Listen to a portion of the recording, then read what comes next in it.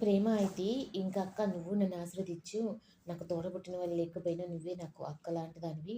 నీకు ఏ ప్రాబ్లమ్స్ ఉన్నా నాకే చెప్పక్క" అని అంటూ ఉంటే, అయ్యో! ప్రేమ నాకేం ప్రాబ్లమ్స్ ఉన్నాయి? అయినా నువ్వు నన్ను ఇంతగా చెప్పి అడగాలా? నాకేదైనా ప్రాబ్లమ్ ఉంది అంటే అది నీతో చెప్పనా అంటే, ఇంక ధీరజ్ గురించయితే చెప్తుంది. "అక్క ధీరజ్ మనసులో ఉన్న మాట నాతో చెప్పేసాడు.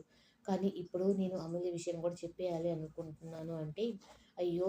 ప్రేమ ఇప్పుడు మాత్రం చెప్పొద్దు. ఎందుకు అంటే తర్వాత మళ్ళీ తన మీద నీ మీద అప్పుడు ద్వేషం పుట్టింది అంటే ఇంక ఆ ధీరజ్ నిన్నెప్పటికీ ఇంక క్షమించడు అంటే, లేదక్కా వాడికి చెప్పకుండా మళ్ళీ ఇలా చేశానంటే వాడిని నేను మోసం చేసినట్టే కదా! అంటే, ఇంకా వల్లి అయితే వీళ్ళిద్దరిని ఈ ఆదర్శ్ అక్కా చెల్లెళ్ళు ఏదో మాట్లాడుకుంటున్నారు.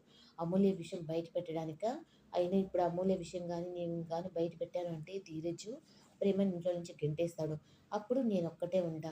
ఎలాగో ప్రేమ ఎళ్ళిపోయిన తర్వాత ఇంక ఈ నర్మద కూడా వాళ్ళ ఆయన్ని తీసుకొని తను కూడా వెళ్ళిపోతుంది. అప్పుడు ఇంటికంతటికి నేనే మహారాణిలాగా ఉంటాను అని చెప్పని పెద్ద ప్లానేస్తుంది.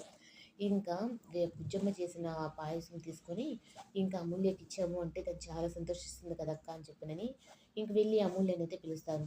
"ఇదో మీ అమ్మ చేసిన ఈ పాయసం తిను" అంటే, "ఏంటి వదిన స్పెషల్" అంటే, నాకు మీ చిన్నతను పుట్టినరోజని నర్మద అంటుంది.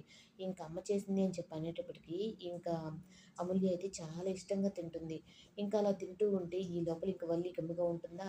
ఇంక వెళ్ళి అందరిని వేదవతిని అలాగే అందరిని తీసుకొని అక్కడికొచ్చేస్తుంది.